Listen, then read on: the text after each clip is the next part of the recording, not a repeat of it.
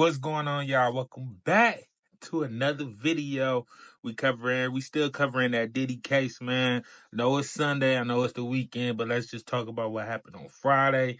Catch everybody up before the week starts for Monday. So this what's going on. We gonna dig right into it. I hope y'all are following me. If y'all not following me, hit that follow button. Don't forget to follow. It don't hurt to follow. It only take a quick second. Hit that follow button for your boy. First and foremost, I want to point out, did anybody notice Diddy is fighting a Rico by himself?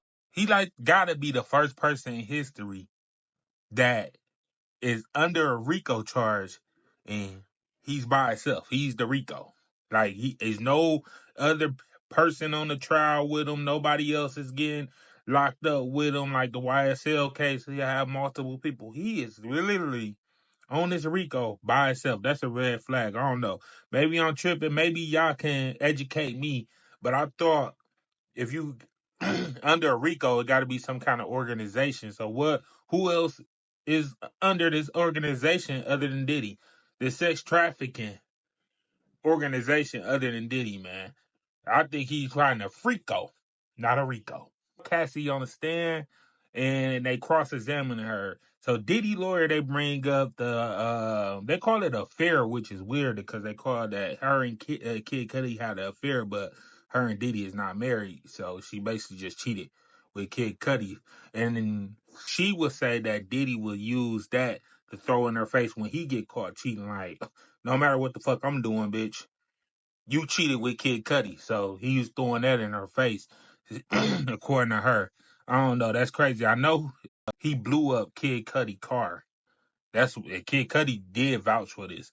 That he blew up Kid Cudi car for messing with Cassie. Like he was on some straight mob shit. So I don't know. That's crazy work. So then after Kid Cudi, he thinks she's trying to sleep with Michael B. Jordan when she was doing the Honey movie set. Which I don't understand. I guess this was around the time she was doing the Honey set, the movie Honey she was in.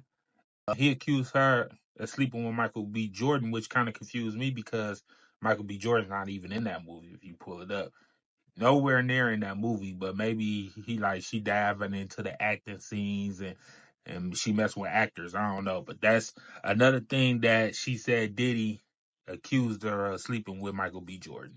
So then Diddy lawyers bring up, you said that have Diddy ever said he don't remember putting his hands on you. So the reason the defense is bringing this up and using this strategy is they trying to paint a picture like Diddy is just a strung out drug addict, and when he get used these drugs and when he gets drunk, he's not in his right mind.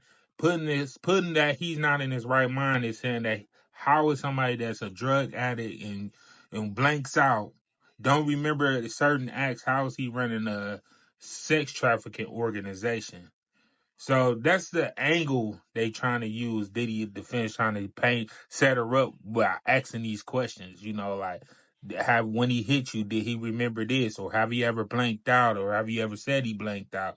So that's one defense that they using. So they trying to make it look like Diddy is this drug addict because Cassie and Diddy will actually call each other high partners. Like that's their high partner.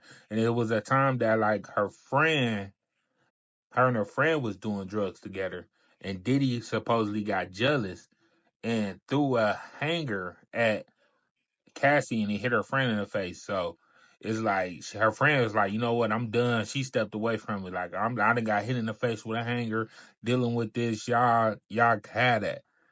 Puts me in the mind is they trying to say like Diddy the new Ike? He put his hands on a girl on the girl and beating her friend up.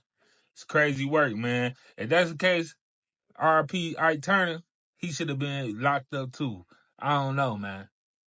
So now it's getting to the juicy part. So they bring up Diddy lawyers bring up the time days before this freak off or a day before the freak off.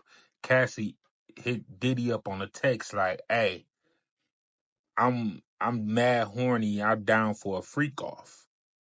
And Diddy respond like, "Hey, that's cool and all, but you know, you got your premiere, and she like, right, I don't want you to mess up. I don't want to mess up my premiere for the Honey set. Whatever movie she was, I guess it was Honey. That's the only movie I could think of Cassie being in to be 100. She didn't want to mess up the premiere for that.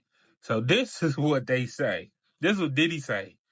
We can just start a freak off from like 9 and end around 4 a.m.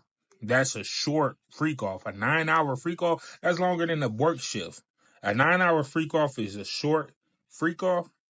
That's crazy work. But to bring it back to what I was saying, why I brought up her bringing up the freak off, Cassie is the one initiating the freak offs. That's crazy. She texts him like, "I'm mad horny. I want to freak off." Like, not I want to fuck. She just like, "I want to freak off." Like, he couldn't have just turned her out that much. Where she was just like, average one-on-one sex don't do it for me. If you ain't peeing on me, busting in my mouth at least 10 men at a time, it's not pleasurable. That's crazy. Like, once you peel layers and really think about it, like when she just say, "I'm horny. I want to freak off." And the freak off is a 9 hour freak off. That's short for them. That's crazy work. So, days before the Continental, they, like I said, she hit him up talking about she horny. Diddy be like, "Let's have it at your crib." Can't have it at my crib. Got people at my crib. So, guess where they have it at? At the Continental Hotel where she got beat at. Where the famous footage, Diddy chasing her out the hotel room. During that time, they was having a freak off, right? That Cassie initiated. He beat her up, dragged her. Everybody put out on the internet that this was what she was trying to do. She was trying to basically run from him. Like she was fed up. But days before that, she the one that set up this whole freak off. That's more crazy. It only get juicier. So he beat her up in the Intercontinental. Police get involved. They trash the room. Blase, blase. Everybody saying that was her way of getting out. Or was it? Because literally the next day, Diddy hit Cassie up like, "I'm horny for you. I want sex." And what was her response? "That's cool, but I just need a different vibe from Friday." What was Diddy's response? "Fuck Friday. I only want to do Friday again." Which raised a red flag to me because what the hell was y'all doing in that room where Diddy just like, "Fuck Friday. I only want to do Friday again." Now, he could have been banking on the domestic violence that they had, or was they just trying some shit in that room where Diddy was just even freaked out himself? I don't know. That's crazy mad work. But to be a person that's trying to say, paint a picture like, "Hey, I'm trying to get out. I didn't want to do this," seems like she was the one initiating these freak offs. So lastly, I'm gonna bring up where what how Diddy defenses coming and trying to paint Cassie as a liar, or like her being a credible witness don't even matter, because a lot of things she was saying on the stand, she said she don't remember. Like even with the Chris Brown incident, she have no recognition of remembering dancing with Chris Brown. But then when they dug back and they came up with it, like, "Hey, this what you said, ain't this you?" "Oh yeah, I remember." Another thing, she didn't remember too much of rehab. So it's a lot of things that she's not remembering. Like the rehab incident, how you not remember he rehab, but then remember it right on the stand? Like crazy work. It's looking real sketchy for Cassie, man. But I don't know. I could be tripping. Y'all know where we talk at. Let's highlight in the comments. Let's talk about this information. And let's go.